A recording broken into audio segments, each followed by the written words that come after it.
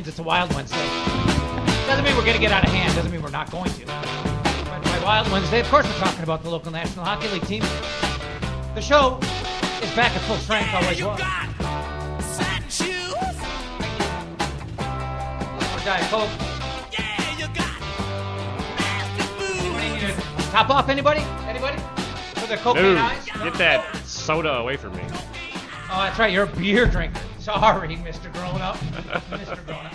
All right, it is Wild Wednesday. We're live at Burger Mo's. Tony Dean has returned to the lineup with Scott Schweitz, Jason McGovern. I'm Jeff Dubay, and so many reasons to be in a better mood this week. It has nothing to do with, well, that's something with Tony being back. It is nothing personal to Doubles. Was it Doubles? The AKA? I think that was the alias. The alias of my buddy Lonnie, who was here last week. You know, I said his name like 10 times. Nothing personal against Lonnie, but we're good to be glad to be back at full strength. Tony's back, and he and Scott, again, along with Jason and the Wild, a 3-game win streak. Now, hey, Scott, you remember last week probably better than I do. You got more brain cells. Well, at least for now. What did we predict? We went through it. We looked at, home game against Buffalo. We thought we'd get a road game against Dallas, coming back to for Winnipeg. I mean, did anybody say 3-0? I don't think anybody said 3-0. I don't think we said 3-0. I think we may have said 2-1. I think we were pretty optimistic that we were going to turn things around for Buffalo. I think the Stars. We never do well there. At Dallas is such a. I mean, we have such a. Things not in our favor. What have we won? Now 2 in the past. I don't know how many years. But then coming back again for the Jets, I mean, always a nice tilt against our neighbors to the north. I mean, yeah, I think 2-1 was probably what we said, but I mean to pull off 3-0, and I mean the only unfortunate point of the whole thing was to give the true Northers a cheap point. And Tony, there was nothing predictable ultimately about what we saw in any of these games. The Buffalo game was bizarre. I mean, from the get-go, it was bizarre. You don't see a first period like that. I mean, I believe it was the second fastest 3-goal stretch in NHL history, 17 seconds. I think the anxiety level off of those losses, Kemper gets pulled, 2 goals on the 2 shots he faced. Guy scores from a place where there's no screens, there's no interference with it. You just, I don't know, doesn't see it. So, and what we saw take place this week was a lot to do with who's going to be between the pipes. Yeah. You see Josh Harding go on waivers, which is not something that anybody saw coming, especially since it is a shot across the bow for anybody that believes that Darcy Kemper is not the number 1 goalie in the mind of Chuck Fletcher. Well, how about this? You got a 3-0 week. He pulled the goaltender in 2 of those games. I think that was how did that happen? That was a first where the starting goalie did not get the win 2 games in a row. It's really bizarre. I mean, to have a goaltender pulled in 2 games that you win both. But back to the unpredictability of the week. I mean, the Buffalo game is weird enough, but then you get to Dallas and you're getting outplayed pretty much for the first period and a half. Pretty well into the second, and then Eric Howla, who's done next to nothing, lights the lamp and off you go. I mean, it's just these are just signs of things we had not seen previously. And the weird games. And the fact that we held on. I mean, they didn't go in their defensive shell. I mean, I think they played well enough to maintain that lead. And we're in past times. I think we've seen them go into that defensive shell and just trying to preserve the 1-goal lead. And then to top off the week of weirdness, you go 3-zip into the third against Winnipeg and you give it up. And you see these kids, Nino hat trick in the Buffalo game. You see Howla score on an identical play that people are savaging Thomas Vanek for not taking a shot. It's the same play. It's the same spot. I mean, these kids are not kids anymore, according to Yo. But these kids need to score. They need to produce. They need to take over this team. And with Parise out of the lineup, I think a lot of people wondered if his absence is what caused the drop in effort, or maybe he comes back and he brings the confidence with him. I think putting Coyle, Granlund, and Nino together is something that Yo should have done a long time ago. I think it was something he was avoiding, and I think it's something that empowered that line, because that line has been dynamic and they've scored, and it allows Howla and Zucker to play together, and they're fast. And it pushes Carter and Brozniak together on the 4th line. But you got to admit the fact that the return of Spurgeon really did something. I mean, the return of Spurgeon sparked the back end, and I mean they turned it around before Parisi came back. It's kind of kinky. And spark the back. You I get your almost said back end puppy. sparked? Your Yes. back end been sparked? now we're Okay, going. continue. Don't the butt hurt again? Appetizers at Burger Mo's, get your back end sparked. Yeah. But no, seriously. Like, I mean, I think with the return of Spurgeon, I think it did strengthen the defensive core, and allowing people to take different roles, and it turned around, with that, and with the return of Parisi, just further strengthened our lineup. Well, Scandella too in the same game. Scandella, same thing, yeah, exactly right, and he scored the OT winner, and allowed us to ship some guys back down to Iowa that should not have been up here. There's your quick overview of the week. We're going to come back and break it down in more detail in 60. Folks who've listened to the show, they know that I lived in the Uptown area here, right down Pleasant Avenue, as a matter of fact, and on the corner of Pleasant Lake is where Uptown Pawn is. And I have been here numerous times, had numerous business dealings with them. It's just a nice place with good, honest people. Bob Jacobson, the owner, you run the place. You've always been good to me. Thanks, Jeff. We try. That's part of our business. We're here to help people, and so everybody walks in the door. We hope we can help. Well, what I've always appreciated is when people are nice to people who are the low man on the totem pole. Like when I was a bat boy, I like the star guys who are nice to the bat boy. Right. And I mean, I came in here and you guys didn't know who I was. You didn't know I had a radio show, and you treated me great. I mean, just a guy off the street. Listen, that's the idea with I think a smaller family type business. Somebody walks in the door. We don't want to let them see that everybody gets treated the same way, and we hope that's the case. And we don't want to see them leave without. We try our very best. It's really easy. It's easy. It's low pressure. Good, honest people. Right on the corner of Lake Street and Pleasant Avenue. You guys got to check out Uptown Pawn. I was in the store today. I was in Uptown Pawn for a couple of hours. I mean, just hanging out, just kind of checking out the scene with my friend Bob Jacobson, and then of course there's Jeremy and the guys are there as well. And boy, I tell you, they were just slamming. I mean, the business was crazy. I went in there just to look at some laptops and just kind of hang out and see if they wanted me to pimp anything on Twitter. Dude, I was there for like 2 hours because they didn't have time for me. They have some skis. I'm in the market for skis. But they've got snowboards. You saw a snowboard, yeah. They've got snowboards. I'll ask about skis. Look into it. But I put a couple of snowboards on my Twitter account. If anybody's interested, check them out. They may have already sold them by now. That's the power of the Dubay Twitter account, really. But anyway, we're back to Wild Wednesday. Dubay, Dean, Schweitz, McGovern. We're going to talk. Let's take the weekend in order. We gave a quick overview of everything that happened. Let's go back to that Buffalo game for a second. You get Kemper looks absolutely awful. At least, you know what? When they got the second goal, I said they got to get him out because when Kemper doesn't have it, it's blatant that he doesn't have it. I mean, he doesn't just struggle. He looks lost when he doesn't have it, and it's good to know that it's not lost on the Wild coaching staff. I mean, Yo saw it right away. Well, it's going to snowball quickly. Yeah. I mean, I think that was after the 2 goals like that. I mean, anybody could put on their coach's hat and knew what had to happen. And this is a kid you can't let get shellacked, right? Nope. You can't let him give up 6 goals. Correct. It'll mess He's him fragile. mentally. He's Yeah. fragile. And I think he is. I also think, this kid hasn't played a full year. I mean, he's learning on the job now, and the good thing about having Harding go on waivers, clear, end up in Iowa, is that he's not looking over his shoulder for a deadline day because there was a games played limit coming up where they could have potentially brought in Harding back on the active roster, and that would have pushed Darcy to Iowa. Instead of that happening, Darcy gets the vote of confidence, which deservedly so, in my opinion, for the way he responded after getting pulled in the Buffalo game and in general.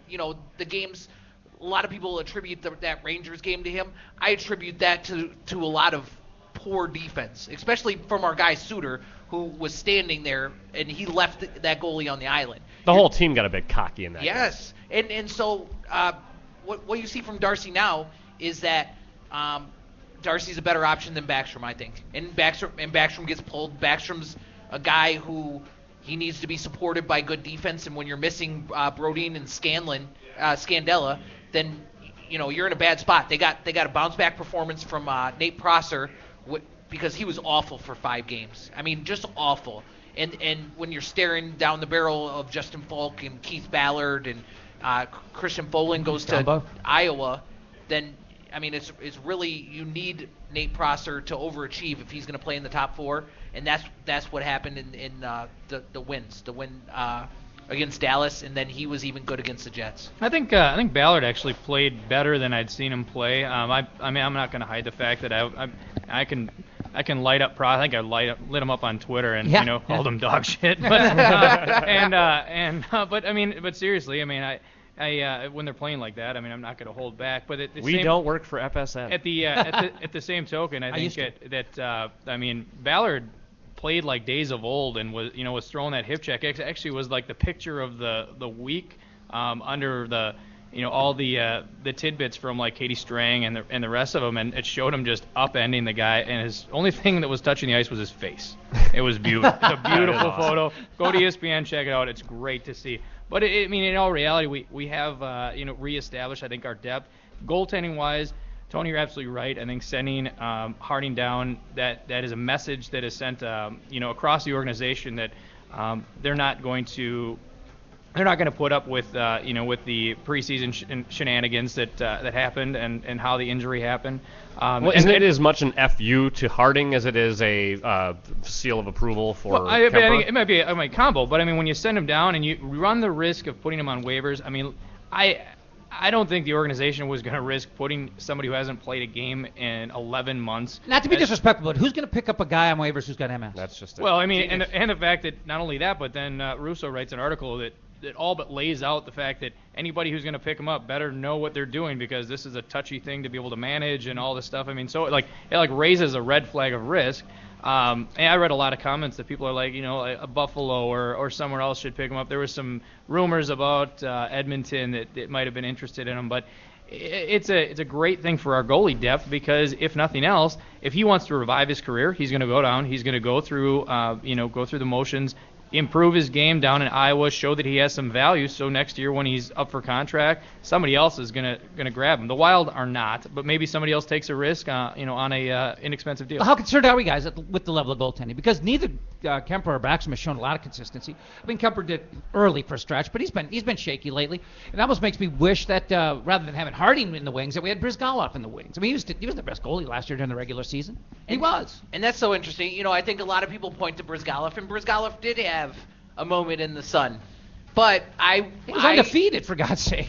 Wasn't he? But Darcy Kemper also went on a run where he was stealing games. He did. I mean, he was amazing. A lot of what people, I mean, this is no longer a trap team, but don't mistake, especially being led by Koivu and Parise on the front end. This is a team that when they're playing their game, they're playing back check hockey. Every shot, every pass is contested. Suter, Brodin, Spurgeon, and Scandella as a top four. They eliminate opportunities. They can skate with the puck. They can play in both ends. So you don't need, and it's crazy because the teams that win the Stanley Cup gets genius moments from their goalie, like Crawford in Chicago. Quick. But you don't need on this team a crazy dominant goalie. You need a goalie that's going to make the saves that he needs to have, because they eliminate a lot of the opportunities, especially this year. We're out shooting teams, like we're out chancing teams. We're not scoring consistently on the power play, but the goalie here doesn't need to be the best goalie in hockey, but they need to get their save percentages up. I think Kemper is like a little over 9, and Backstrom's in the 800s, and it's not good enough. And they need to step it up. The other thing, I was listening to Suhan, who had Russo on. That's an Alive and Social podcast. Nicely done. And Good plug. And I was SuhanUnfiltered.com. SuhanUnfiltered.com. I was sending Suhan private messages because he allows me to do that, probably because of my association with Mr. Dubay. Sounds and dirty. what I was asking him to do, I was trying to get him to ask Mr. Russo about the climate and the attitude towards Harding, because we've heard a lot about maybe Harding's not a guy in the locker room. Correct. that with this new culture, with this kid-driven team, that maybe that he's no longer in such huge esteem because of what comes with MS, what comes with kicking a wall. Yeah, I listened to it, and it was funny. He hedged. And he ducked it. He wouldn't do it. And you know what? And I always will give a ton of credit to Michael Russo for being a guy that goes into the locker room, writes a story about a guy, and he has to face his stuff. So I didn't expect him to necessarily savage Harding, but he ducked the question, and that kind of told me all I need to hear with regard to where Harding stands now. So now he goes down to Iowa. He has a great chance to make it up to the organization and the teammates with how he helps those kids turn their season around down there. John Torchetta is the new coach. Kleinsdorf got released. You know, they were hovering around 2 wins. They were getting blown out of games. And Harding will go down there. They got the Gustafson kid, who is a top prospect sort of goalie who hasn't been playing very well down there. He can teach this kid. He can help this kid. And I almost guarantee, and I'll say it now and we'll see if it plays out, I almost guarantee if Harding goes down there and he does well for himself, he'll get an opportunity somewhere else in the NHL. But he has to be able to prove that he's managing his illness. Well, exactly right. And I think what it does is it gives Kemper the confidence. And what the Wild have is they basically have the remainder of this season and next to really determine where the future direction of our goaltending is going to be. We have Backstrom on contract through that same time period. As we discussed on Twitter back and forth, there's honestly no way we get rid of him unless the organization wants to eat both the money and the cap. We disagree. I think he might get a buyout. If they want to do it, I think Leopold might be tired of paying out money. How often can you do an amnesty? You can't do an amnesty on his deal because it was signed after the CBA, the most recent CBA. Okay. So, and because of the age, no because move. he's up over 35 years old, you can't do it. But you could give him a regular buyout and spread that $3 million or whatever is left on for next year over some years, and that I think that's potentially could be a way that they go with it. So you're going to work a Mark Parrish deal, and then, but at that point, then you have to determine who's going to be your other goaltender. I mean, and that's what I say. If Kemper evolves into the starter, and you just have Backstrom as a one-off goaltender when he's needed on a back-to-back or something else, then I mean, so what? So I mean, he sits on the roster and whatever. I mean, sure. Who are you going to get instead of that? Do you want somebody like a Gustafson to be up here? I mean, then you got 2 young goaltenders, or are you bringing back an older goaltender for who knows how much less than you're going to buy out Backstrom for, and then you have duplicate dollars spent for a goaltender that may or may not be at the same caliber as Backstrom. Well, let me ask you guys this: with the Wild goaltending being a bit inconsistent, a bit of a question mark. Is this team notably lacking just some stay-home physical presences on the blue line? We don't have a lot of stay-home guys. I mean, I like having an offense back there. I like having guys, move the puck, guys, Suter, Brodin, Spurgeon. We get it. Ballard when he's playing well, Dumba. But I mean, that leaves you with what, Scandella and Bickle if he's in the lineup. I mean, there's not a lot of stay-home. So what you're looking for, like a Stewart type defenseman that has a little bit of like aggressive nature and is gonna. I don't know if I want. That's what I'm asking you guys. Is that what's lacking? I mean, is that part of the problem? I mean. It could be, but I mean, we're a puck possession team. Does the puck possession team need that kind of? What are you going to say? You're going to sacrifice some sort of offensive upside for that, and I don't think that's the answer. I mean, we have defensemen that are defensively responsible and are more stay-at-home style. Are they big and do they throw like monster? Well, your guy got in the lineup. Pickle, he got in the lineup. Well, I mean, but still, he's not going to be. No. He's not going to be a Stewart. I mean, Stewart. And Roussel ducked him. Yeah. Roussel is such a cheap shot artist. He should have pulled his shirt over his head and just punched him in the face. Roussel jumps in there. He takes his little shots. He's very Clutterbuck-esque. He's an agitator, and he ducked him. And I was so salty that Stu punched him in the face puncher. Richard, his middle name is Richard. I know from a Twitter lady. His middle name is Richard Bickle. Didn't get to punch that guy in the face. That's what I was rooting for. For Stu to get a chance to punch that guy. You wanted the face puncher to do the face punching. Man. That's appropriate. That's what I wanted. Hey, how good has Niederreiter been lately? I mean, seriously. That goal was sick. I mean, that was a top play on ESPN. The first goal against Winnipeg. And for ESPN to put a hockey play as the number 1 on their rundown, I mean, they get no money from the NHL. I don't know how it got in. How he held it too long? Did you think he held it too long? He was behind the net. That was beautiful. I don't know how he got that. I still know how it got him. He was so calm on that play. I mean, this guy's a goal scorer. If anybody that follows my stuff at Hockey Buzz, anybody that reads my Minnesota Wild content, anybody that listens to Wild Wednesday or anywhere else that I've talked about hockey, they know that this year is the year that Nino Niederreiter scores 20-plus goals. And that only happens if Yo empowers him in a more offensive role. And I've been banging the table for him to play top 6 minutes. As soon as he is playing top 6 minutes with Granlund, with Coyle, who are 2 players that are going to defer to him as the scorer on that line, what happens? Hat trick. He scores the amazing goal. Those kids got to go. I mean, even playing Zucker with Haula, I think that they match up so well because they got Haula playing penalty kill. They got Zucker playing penalty kill. They're looking for more out of Zucker with regard to playing in the defensive end, and Haula needed a boost.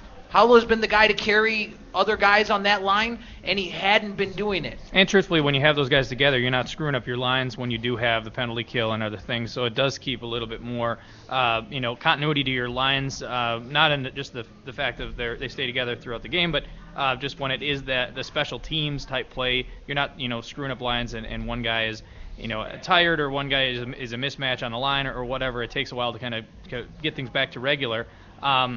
And looking at that, it's absolutely right. And the confidence is going to happen with these kids. I mean, and I keep calling them kids because they are. I mean, in reality, when you're early 20s, and I think you can still be called a kid in this league.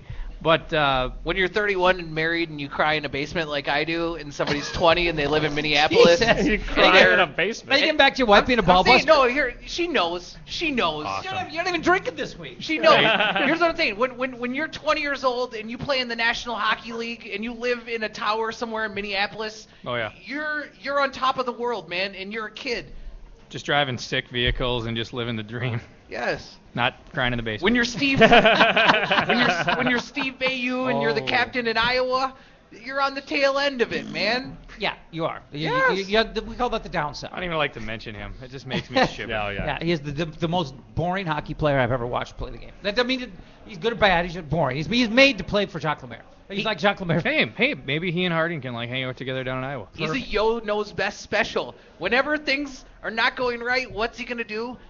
Steve Bayou on the fourth line because he mixes it up. He's just a hostile ginger, is what he is. I don't like him. Whatever. Ginger, no ginger. 'Tis the season. Yeah, it's a wild Wednesday. We're about 23 minutes into it. We're talking about the week that was. It was a 3-0 week for the Wild, a 6-point week. A week in which they did give up the one cheap point to Winnipeg. But, we were talking about last week, Scott, that, you lose in this division, this conference, you lose a few games. I mean, you take a tumble in the standings. But, I mean, conversely, you're 3-0, and it doesn't – 3-0, you almost have to go 3-0 to keep pace in this damn thing. Look what just happened. We went 0-4, and we took a tumble down to 7-7. Yeah. Now we go 3-0, and we're only back to in 5th place. Yeah, you have to really, really stay consistent. It's ridiculous. You can't take a nap. And you think if you have an 0-3 week and you bounce back with a 3-0 week that you'd be back where you were, but that's not even close. Granted, the people ahead of us have. Chicago has one game, or we have one game on pocket against Chicago. Winnipeg, we have 3 games. They've played 3 games more than us. Going up, St. Louis has played 1 more, and it looks like we are on par with Nashville. So in looking at that, ahead of us in the standings, do we have the opportunity to gain points? Sure.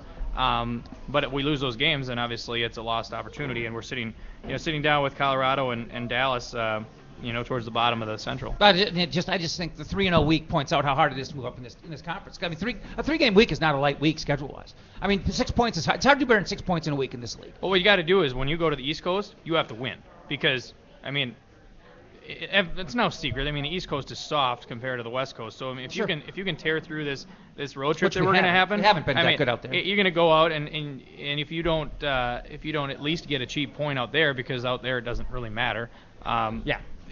You're really going to put yourself at a disadvantage because the teams that we're up against in the Central are going to go to the East Coast and they're going to take the points. What's interesting too, though, the fan base is so fragile this year. Teams get sick. They ended up with the Anaheim mumps. Come on, the mumps. That's not something like a usual thing. No, that's a catastrophic thing that's ripping through our locker room. I'm saying, and it has come up 2 different times too, which that's what makes it weirder. This fan base is so fragile. what we're seeing. Well, the is, season was over a week ago. Yes. Yeah. What we're seeing is it's just so reactionary, which is fine. Like I get it when they play bad. I savage them. When they play good, I talk about how I'm a genius and I knew about stuff. Like that's how the thing goes. I knew about stuff. Yeah, but That's what I say about Tony. He knows stuff. you just have to relax a little bit. You look at how this team's going to win games. There's not a lot of pure goal scorers on here. We don't have a lot of guys that carry the puck, create their own shot. We don't have a huge superstar 50 goal scorer on this team. What they have to do is they have to continue to drive possession. They have to score dirty goals. They have to outwork teams. And getting Parise back, getting Jared Spurgeon back, we don't have a guy that's going to bang bodies in front of the net or be a huge tough guy on the back end. You don't need that guy if you have Brodin in there and he separates you from the puck and he moves it the other way. You don't need that if you have Jared Spurgeon, who's so good with the stick and so smart and so capable of skating, taking the puck away from you, turning it and joining the offense on the other side of it. When you have Suter playing less minutes for Suter so that he doesn't have the junky end of the shift like letdowns that he's been like prone to when he's playing up like around 30 minutes a game, when you can empower a second pairing with Scandella playing a little bit more, who Scandella scores a game winner. He takes a run at a guy for taking a run at a guy. You know what I mean? Like Scandella is very, very unheralded for his abilities, and getting Brodin and Spurgeon back allows Scandella to overachieve rather than underwhelm trying to do a little bit too much, which we saw a little bit Well, of. speaking of the mumps, they didn't even send Brodin on the road trip because they didn't want to have it be possible that he's going to have more things be contagious. So, it's infected how many people now? I think it is pretty poor that wherever we contracted this thing, if it was out in the West Coast locker rooms or wherever the hell it was, it is doing a number on our team. That combined with the concussion and the shoulder injuries and whatever else, it is putting us at a disadvantage. But I will say that you're right. I think with the defensive depth, we are going to allow people to do more. On side topic, what do you think of the penalties that happened in that game? Were they just absolutely just egregious? Should have got 4 minors in the game. He had 2 all season, Yeah. I believe. I do a very good job of criticizing the NHL player safety and making sure I send a lot of tweets at NHL. And the gentleman that is in charge of it is Patrick Burke, and he responded to me. And how about that? He talked about maybe I should have a little more respect for it. I thought he was going to tell you that if you don't show up, he's going to send Pronger to kick your ass. Wow. I would. That's the same office. I'd hit him with my car. He's big. He's only a couple years out of the league. Well, they're in the same office, right? Same department, pretty much? Yes. Yeah, okay. Yes. So that game. You're probably sitting around laughing about that game. Yeah, that seriously. game we tweeted about it. I was like, this ref is being so emotional. He's so emotional right now, and he's so proud of himself for calling an embellishment on a guy that got punched in the face. How do you embellish getting punched in the face? And how do you not call a penalty on I've somebody done it. who is smashing somebody's face in the ice Yes. 4 times, and he's Yeah, that standing was right above him? ruthless. That was ruthless. You know what you could do? You could at least have some composure before you get on the microphone and don't sound like a girl I broke up with in the 10th You grade. talking about the referee? Yes. Did you hear him? No. It was unbelievable. Who's the girl you broke with? And there was an embellishment. Hey, the best. He's a Valley girl? The best is right after that they showed Ballard in the penalty box, and it was a clear just mouth. Fuck you. That's awesome. And here's another dude.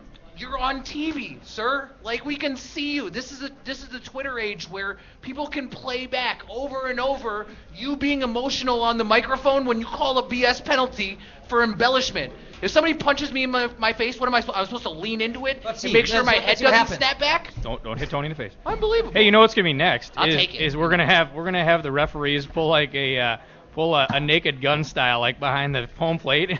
They're just gonna call a penalty and do the moonwalk or something, and do a double fist pump celly or something when they're gonna call an infringement on the Wild, because it does seem like they almost enjoy giving us penalties. Yes. Or it seems like for whatever reason, because we don't take the cheap shots back and we expect them to hold the other team accountable.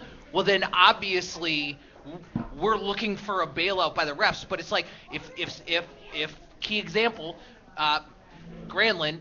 If a guy takes liberties with Granlund, you blow the whistle, and then he punches Granlund in the back of the head or knocks him to the ice or holds him down and takes these cheap shots over and over and over, and we don't respond to it with cheap shots, maybe you hold that guy accountable. Well, maybe that should matter to the NHL because you already worry about concussions. The you new already NHL worry about fighting and the ramification of concussions. But the thing about it is, like, I mean, I can speak from growing up playing hockey. Like, the number one thing you're taught is don't retaliate because the person that retaliates gets the penalty. Don't give them the 2 minutes back. Basically, are you going to say, like, if we're not retaliating, we're not doing like we're supposed to? I mean, that's like, that goes against everything that you were taught, like, growing up. I mean, that's the person who gets the penalty, not the person that, like... And in the age of the new NHL, the no enforcer NHL, the penalties have to be called. That's how you protect the players because you don't let them do it themselves. Exactly. But I mean, Russo just wrote a big article. I haven't read it yet, but he wrote some big article where he was up at player safety and they have all these TVs and they don't miss a thing. And it's like, if that's the case, then I'm even more upset at the fact that this continues and it's a reoccurring thing. Brad Womack is probably the worst referee when he is calling our games. I mean, I think the guy thrives on, like, just screwing us. And Yo is barking from the bench. It isn't doing shit.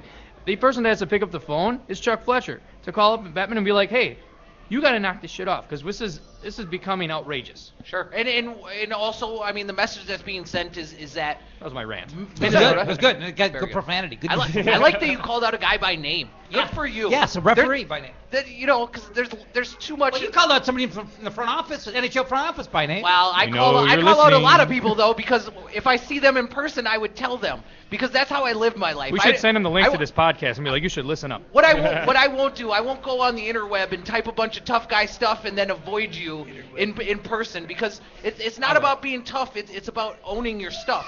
And I think in Minnesota, it's flyover territory. That was catchy. That was so catchy. That rhymed. About owning your stuff. The rhyming law enforcement. He writes this stuff in his basement when he cries. Rapping law enforcement. Mostly crying, though. So what we're you can barely read the paper because of the tears. But what we're seeing is it's flyover territory here, and we don't yield the amount of leverage that these East Coast teams do, that the Chicagos of the world do. So you need a map, by the way. Get your Jason Aldean song. Get you an atlas for Christmas. I always talk about the Blackhawks because I think they get away with chippy stuff because it's Duncan Keith or it's Jonathan Taves, so you're not going to call the penalty on them. Mm-hmm. But the thing, Yo will put you on the bench. You won't play if you take a bad penalty. I mean, he's shown that. So then you're trying to be smart. You're trying to score the goals. That's trying to be your response. But people take liberties. That's why you're missing Spurgeon. That's why you're missing Brodin. These guys get banged up. That's why Granlund is a concussion worry because there's guys that go out there to take runs at people. And I'm not saying the Wild hasn't employed. I mean, obviously Rupp went out there and he was just coasting around looking for somebody to do it to, and he did it to TJ Oshie. So it's not like there hasn't been instances of it, but even Zach Parise. You would think Zach Parise, being who he is, would garner more clout, garner more favor with the referees, and he gets savaged in front of that net and they don't call it. Did you see the hit that Parise threw though in that last game? I was fired up. Like, he threw his body against a guy and he just destroyed him. He destroyed like a defenseman. I'm like, look at that. Like, a guy that's more, I mean, he's a blue collar like forward, but he just absolutely just laid a guy out, and I was fired up. I'm like, let's get some of this going. Like, let's go. Can I tell you that Ballard hip check was so impeccable that the Winnipeg Jets had bodyguards for the response to it. If you watch that play, Byfuglien and Kane turn around and make sure that no Wild players can get to Ballard as he's getting punched in the face by Party. That was such a great. He was so proud of himself. I was so proud of him because that's a guy that I think we all agree is probably last legs, definitely like on his last stand here in Minnesota. Yeah. And for him to just, because that game was nasty. Winnipeg was getting beat up. They wanted to just inflict some pain, which usually happens because Winnipeg has been on the losing end of it with us. And they were taking some shots. They got guys Byfuglien, even I think Ryan Carter mixed it up with Evander Kane a little bit and then ducked out of the way because Evander Kane will punch you in the face and cave your face in.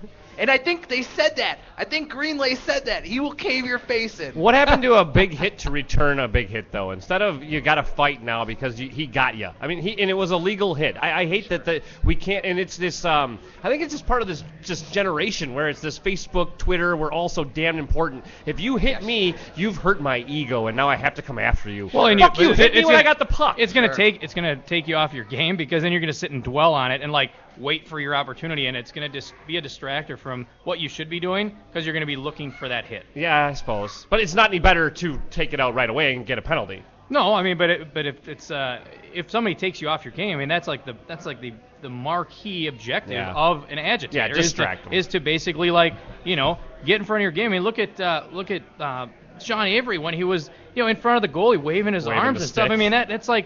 I mean that just upset people to the point where they were so wound up. They're like, I'm gonna get him, but then they weren't focusing on their own game. Yeah. Sure. I mean, it comes with humility. I think we Dubay and I talked about this too. I think people don't have self-confidence enough to be able to look at themselves and be humble about it and show vulnerability and laugh at yourself. I talk a lot of shit at people. That's just how I live my life. So then I expect it in return. I almost champion it. If you get me, then I'm proud of you for getting me. Yeah. Nobody savages me more than my wife. I ask her, do you even like me? And she's like, I love you. And I was like, because that's what people that care about you hold you accountable. And I think, when people can hide behind keyboards, there's nobody there to tell you the stuff that you need to do. All of us are flawed creatures, and you need to have somebody hold you accountable. If you have a mustache that looks like Jason McGovern's, then somebody should call the police on you. Just not even that you're doing anything, just that you might be. Wait till he takes the hat off. But here's the hat mustache combo. Without the slick do, look it's at not the as hair, bad. Not this month. Wait a second. Tell me the mustache and the hair together. Don't remind you. Fine. Yes, thank you. That's Fuck that. I mean, awesome. The mustache is okay on its own. The hair's not okay on its own. You get those two together, and you're Hitler. Awesome. 2 more weeks. You know what you do? You catch him sleeping. You shave the sides. Doesn't he look like Hitler? Shave the sides. If anybody does that, it's gone. The whole thing's gone. He say they had a date last night. I guarantee it was with Ava Braun. Awesome. I mean, seriously. The incarnation. Yeah. You can't make it up. You can't make it up. Awesome. So anyway, we digress once again. So anyway, we worked on the Buffalo game pretty good. Now let's get to the Dallas game a little bit because it's a team that we've beaten twice in Dallas since 2003, and this was the second time. I mean, and again, it was a game where if you watched the first period and a half or so, it didn't look like it was going to be a win. I mean, they hung in there. It was 1-0, late into the second. So I mean, it was not like they dug a big hole, but just some games feel like a loss. That game felt like a loss awfully deep into the second. I know this team creates that overwhelming feeling that they're never going to dig out of the hole, and then they dig out of the hole, and they've done it a lot this year. There's been games, especially that blow up in New York, and then the next game for them to find their way back out of the hole is just unbelievable. I truly believe that this team is a deep and talented team. I think that some of the teams will come back to earth. Nashville has a top-notch goaltender, and they got some good young players, but Philippe Forsberg I don't think keeps the pace. I think Nashville comes back to earth a little bit. Chicago hasn't been as good, and maybe this is another off year for them. In division, you have to win the games. So you have to beat the Stars. You have to beat the Avalanche. I think you're going to get tough games from St. Louis. St. Louis has got 2 netminders that are going really well right now. They got the Jake Allen kid, who is the next generation of goaltending there, like Kemper is here. On any given night, this team can outpossess the puck, eliminate opportunities. They can get 30 shots on goal, 25 of them being flips to the middle of the goaltender's chest off of a wrist shot. If they can get anybody to go in the paint and play some dirty hockey, if you can get Vanek to be a little less hesitant to go in there and mix it up, If you can put the puck on the goaltender with Parise there, you can score a lot more goals. You can win a lot more games. Well, and if you stick with how we played in the beginning of the year, I don't think you have to have a lights out goaltender. I mean, if you have possession play and sound, solid lines and depth in those lines, so any one of them can score, like we saw in the beginning of the season, and you have good defensive, responsible defensemen that can also contribute to the offense. I don't think you need a lights-out goaltender. I think you need an average goaltender, like we talked about, that you can count on to make a save when he needs to make a save, but he doesn't have to win the game for you. He just has to basically be there as a part of the collective. I'm always going to argue that when you have a team like the Wild do, a lot of what's being worked out right now is chemistry stuff. I think. Well, Vanek especially. I mean, he just showed up, and I think that. And I'll give Suhan a plug because I listened to the podcast. SuhanUnfiltered.com. Oh, plug it. They talked exactly about the buying in of the Yo style regime and the fact that we are a fast team, we are a possession team, and the players that aren't doing that, one of which is a Vanek, and that doesn't fall on Yo. That falls on either Vanek or Fletcher for bringing him in and having it not fit with the with the entire system. And if he doesn't adapt and change his style, then it's going to be glaring that he doesn't belong with the rest of the theme of what we are. If he can step it up and find a place that he can fit into, and he doesn't have to be the superstar, which I really thought that he would have really welcomed and didn't have to be the guy. He could just be like a supporting cast member. But he hasn't done that, and he really continues to want to be the pass first guy, and I'm really been unimpressed. And I'm always gonna, I don't know. I guess I'm a Vanek apologist, only that he's creating offense.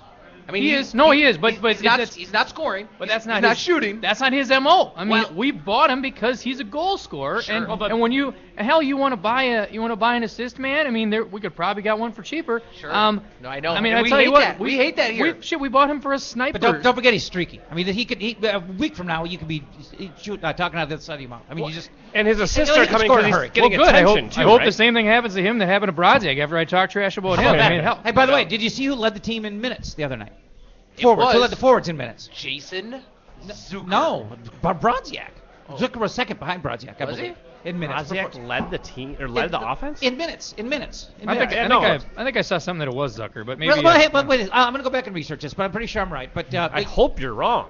I'm pretty sure I'm right. Sir, it's your show, so you're right. I'm wrong. That's how it works. I apologize for talking about your mustache, Jason. I got all hopped up on Diet Coke. Oh, he looks like Hitler. It's okay. Nice. Well, he's been telling me that for 2 days. I'm used to it. Literally, because it's this month, it's appropriate. No, I have an excuse. Month, I would call the police. I think the Vanek thing is a very, very streaky sort of thing that'll go away if he continues to play with Zucker and with Haula. I think he's going to create with those guys. I think it's a good fit. I think a lot of what Thomas Vanek brings to the table is different now because of his skating. I will always argue that his skating changes the opportunities that he had. You see him a lot of times, he'll cheat, he'll cherry pick, he'll get an outlet, and then the defender catches him. And the defender catches him every single time, basically. And he's smart enough to know that his skating is no longer presenting those windows of opportunity where he probably scored a lot more goals previous in his career. So what he does, he shields the puck with his body, and he drops dimes. I mean, he made your guy Brodziak look like a super genius. Yeah, two in a row. But I mean, at the same point, I mean, you have to make adjustments to your game. Then, I mean, if you lose in a step, then find a way to get your step back, or find another way that's gonna your game's gonna have to modify to reflect who and what you are at this time in your career. Sure. Then figure it out. I mean, don't be continuing to take the extra second to make the pass or doubting yourself, and that's what I think it is. I think he does not have the confidence in him. I mean, in just shooting it himself, where everybody, that's all they want is him to just shoot it more. Sure, I mean, but you know, on the same hand, you talk about him fitting into the culture here, and then you savage him for being a little hesitant to take shots that might not work out. I mean, you know, I think what you're seeing a lot with him, he's looking to try to fit in. He's looking to try to get some continuity. The other thing is, I'll give him credit. He's not shooting. He's got Mikko Koivu no shoot Ebola, right? We'll just call it that. But why aren't they using him differently on the power play? What are they doing on the power play? Still. Well, I mean, but if you want to talk like that, what are they doing on the power play? But think of like the culture. I mean, people love Jason Zucker. Yeah. Because Jason Zucker's a shooter.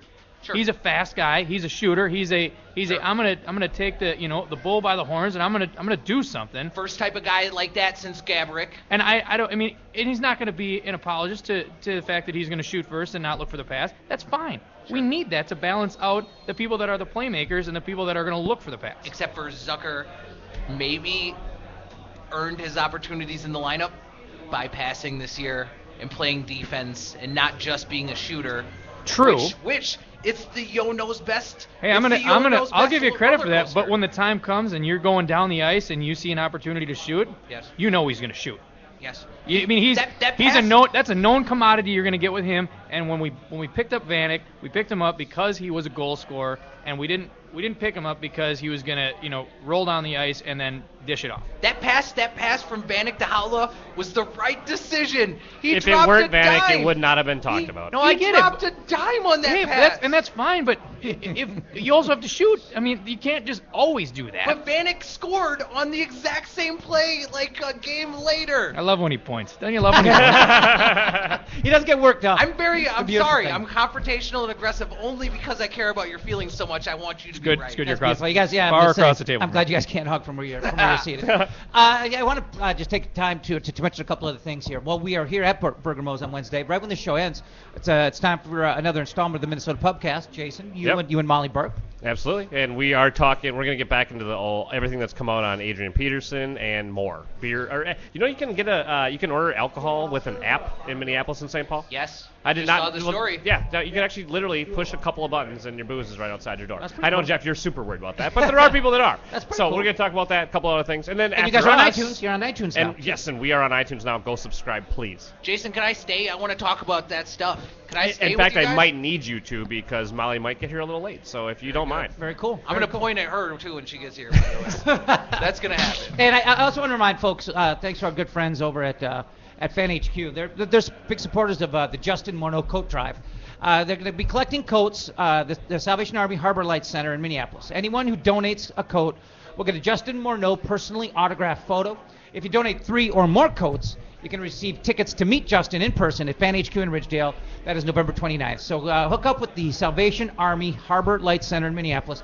Donate coats for the Justin Morneau Winter Coats Drive. A lot of cold folks out there could use your help, and it's going to get you either an autograph from Justin Morneau. If you get 3 coats, you're going to get in there and actually meet our second favorite Canadian. I don't know why he's a second favorite, because we're talking wild. We got lots of Canadians. We got lots of Canadians. But that takes place again at Fan HQ. It's all brought to you by Fan HQ. Our friends there at Ridgedale Mall. That's going to be November 29th. We'll be back in 60 to wrap this thing up.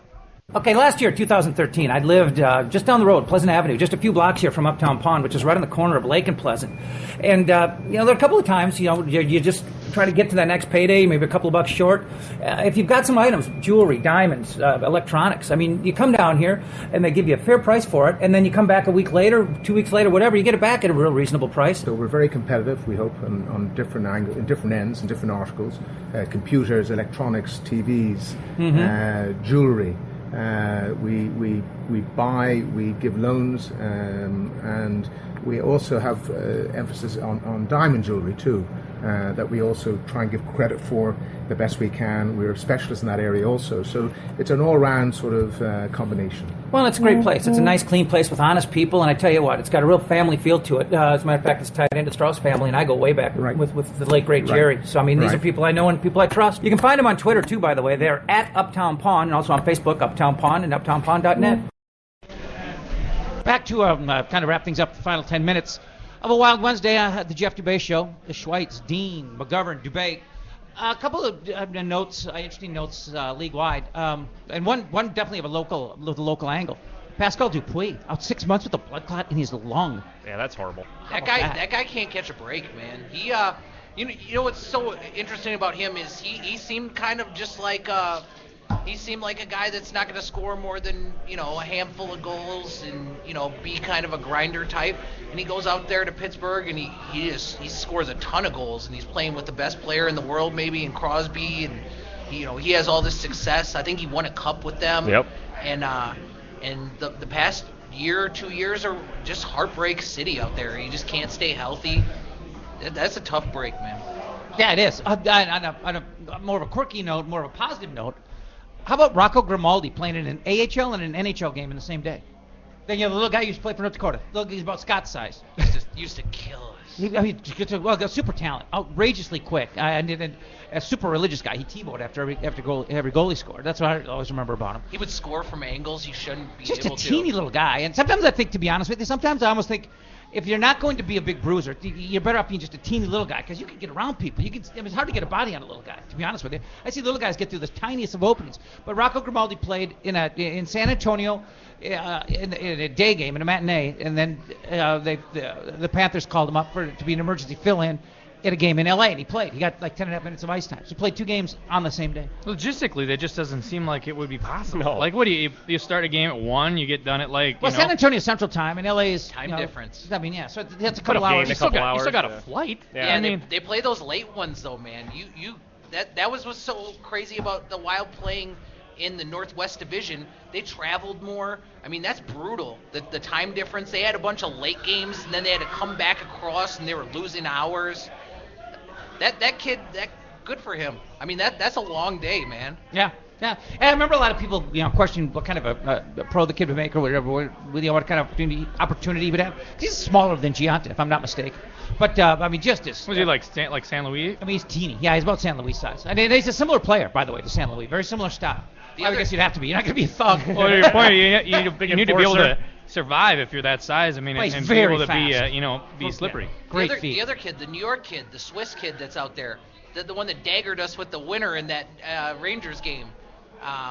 He's only 5'7" or something too. I mean, it's the new NHL. St. Louis though, he has the biggest thighs I've ever seen on a human being. And you shower with the guy? No, they had a picture on the interwebs. They got a picture of everything on the interwebs. Okay. Picture of my thighs on the interwebs. Hey, where do you go so looking for these pictures? You were so weird. He posted it. Hey, the funny thing is, though, I mean, it's one thing for a forward to be small. I mean, I think the more impressive thing is that Jared Spurgeon is 5'8", like 168 pounds, and he is playing defense in the National Hockey League.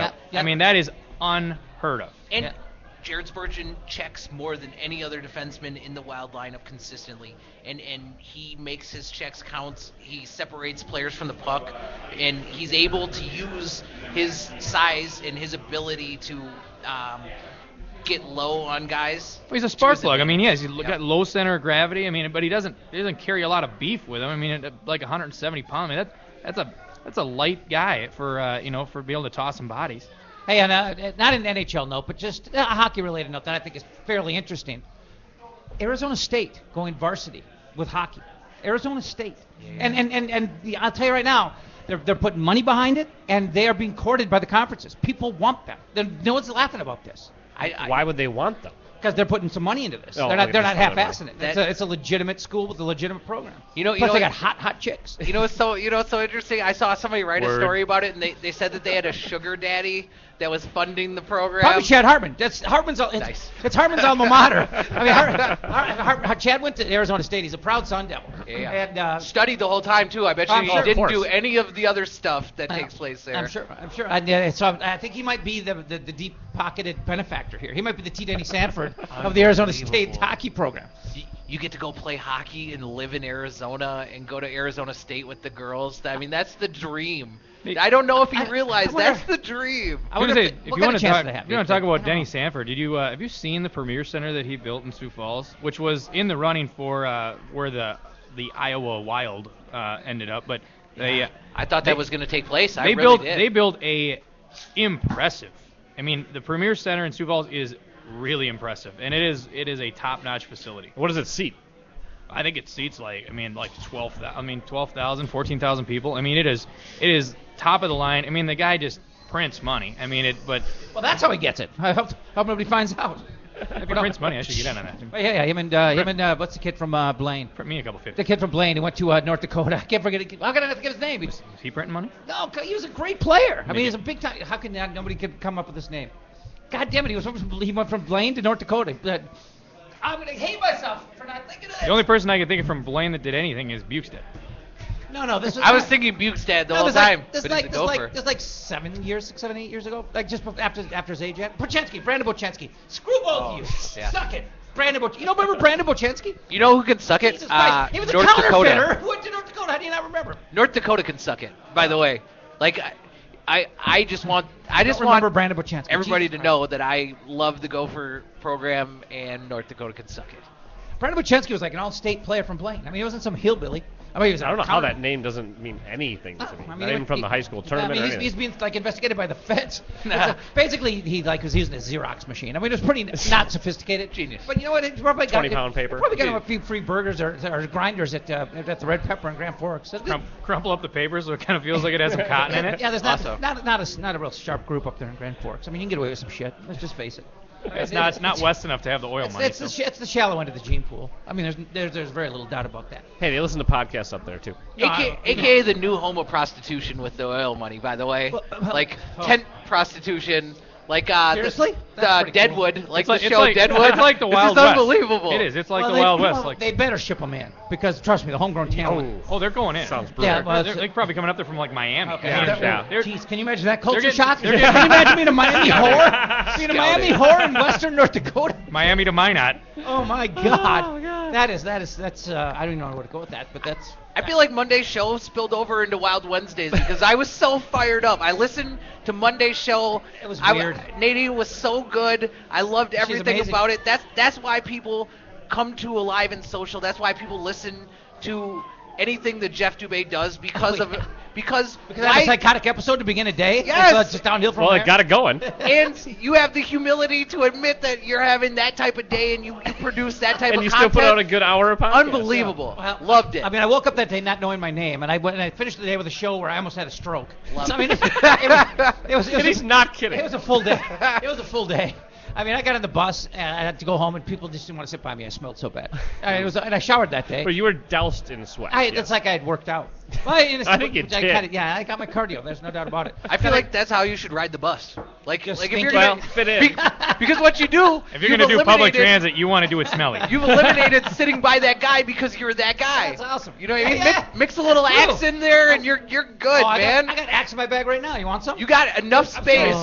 I do. Right. I'll grab it as soon as the show's over. But that's gonna do it for this Wild Wednesday. Go ahead and hit that closing bomb. Well, we just ended on just a down Great note. note. What are you talking about? We ended on axe. We didn't even do any predictions for tomorrow night. Well, okay, give me some. Quick. Go.